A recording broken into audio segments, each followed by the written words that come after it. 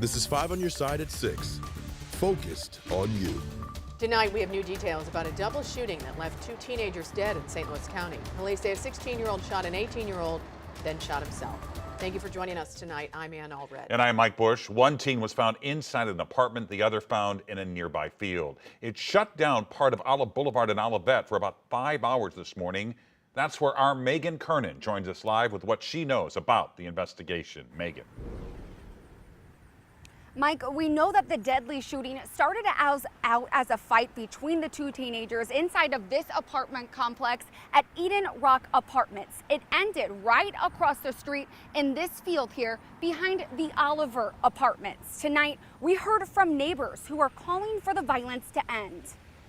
I heard gunshots before I actually got up. I heard 2 booms. I did not know what was going on. In this area, you know what I'm saying? I was wondering, you know what I'm saying, why? It was right before 1 a.m. when St. Louis County police say a 16-year-old shot an 18-year-old inside an apartment and then ran across Olive Boulevard into this field.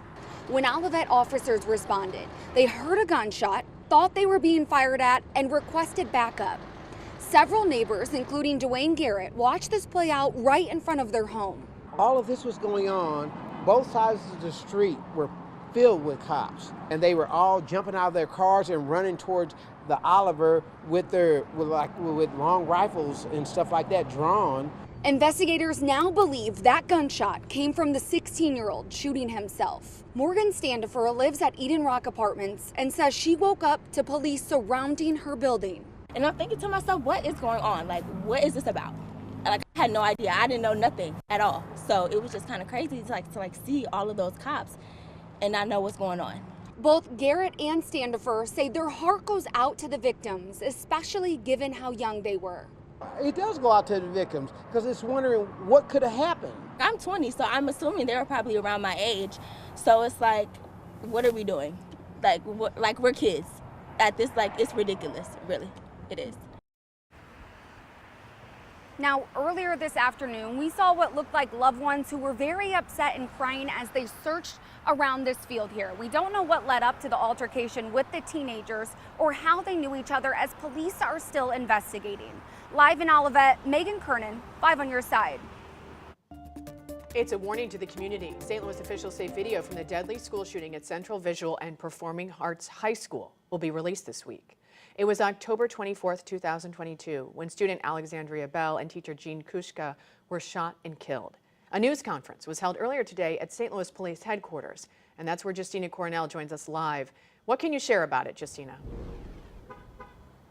Well, police will release 2 videos this Wednesday, and they really want to prepare the community because they describe those videos as graphic and disturbing. Now, we've learned the investigation into this shooting wrapped up on Friday, and under Missouri Sunshine Law, the department wanted to abide by the statute by releasing 2 videos. Now, the first video is 9 minutes long, tracking the movement of the armed intruder in the school. Police say the video doesn't show 2 unarmed security guards spot the gunman, relocate to a safer spot, and alert students and staff of the intruder's presence. Now, the second video is 2 minutes long, showing a shootout between the armed suspect and the responding police officers. Today, police say the victims' families and the shooter's family have seen the video, as well as some CVPA teachers. The 2 videos are disturbing and will likely re-traumatize our community. However, we will follow the state's open record law. We must continue to remind ourselves, and especially our young people, that it is okay not to be okay, and help is available. We're also told they wanted to show the video to everyone involved in this shooting, just in case they aren't surprised if they see it on social media or on the news. Reporting live, Justina Cornell, 5 on your side.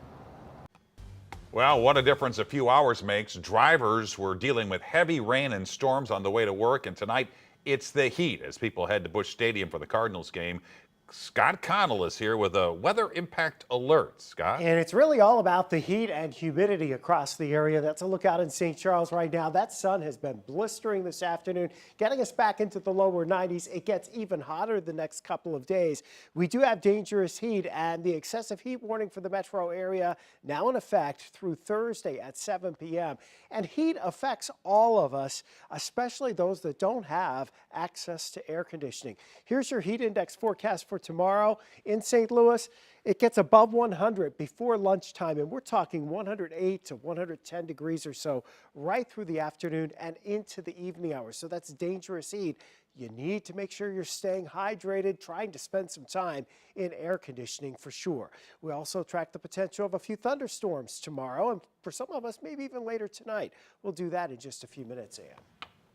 A new poll by the Melman Group shows undecided voters are breaking towards Wesley Bell in his primary challenge against Congresswoman Cori Bush.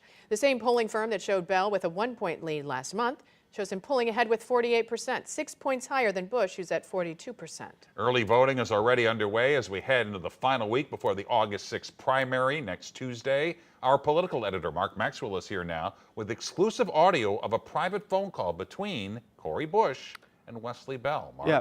Mike and Ann, what we're about to play for you is new into our newsroom just today. We have authenticated it. The audio sounds like Congresswoman Cori Bush or someone very close to her in close proximity recorded this phone call with her and Wesley Bell back in the summer of 2023.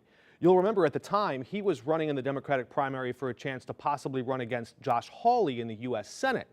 That's when a newspaper reporter ran a quote suggesting maybe he had other plans to challenge Cori Bush. Don't even think for even a second that that's the case. And I'm telling you right now, I'm telling you on my word, I ain't not running any shit.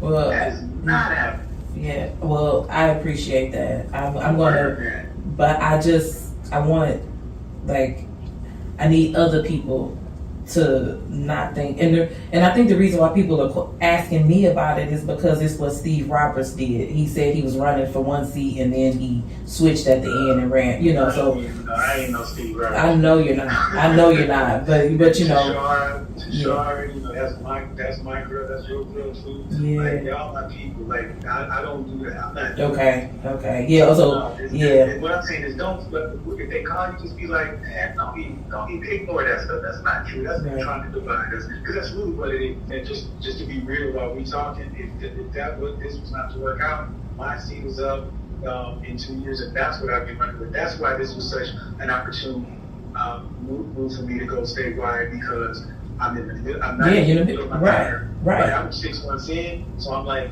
let's go. Let's go. No, absolutely, because you got that. You have that safety, which is good. But you know, we still want you to. I'll say this too, like, even if you wasn't in that space, like real talk, if you wasn't, I don't think I went to any money every 2 years. I don't know. Look, it ain't no joke. Like, oh, man, you constantly doing it. You think what now? Look, it ain't no joke, but just to be clear, you ain't. That should be the last thing on your mind. That's not happening. Yeah, well, yeah, I appreciate it. There's a lot more in that full transcript we shared with the Bell campaign and we'll have for you up on our website. It gives you a better idea at how close they were at the time. Bell's campaign responding saying, quote, what this recording clearly shows is that Congresswoman Bush's attacks on Wesley are dishonest and cynically political, and she knows it given that she offered to endorse him. Coming up, people gathering at St. Louis City Hall to remember a woman who touched so many lives. Plus, how St. Louis Public Schools are preparing for the first day with their superintendent on leave.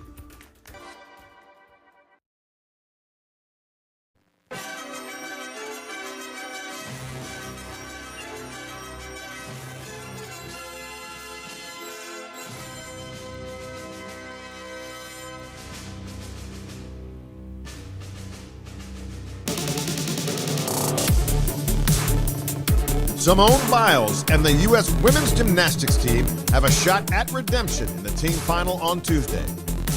Last Summer Games, Biles bowed out of the final after experiencing the twisties. The Americans won silver. With reigning champion Russia not allowed to compete, the U.S. is seeking their third gold in the last 4 games. Over in the pool, the U.S. should have good gold medal chances in the men's 800-meter freestyle and the women's 100-meter backstroke. Plus, the world's best BMX riders will perform tricks and flips for a spot in the BMX freestyle finals. And the U.S. men's soccer team faces Guinea in the last match of the group stage.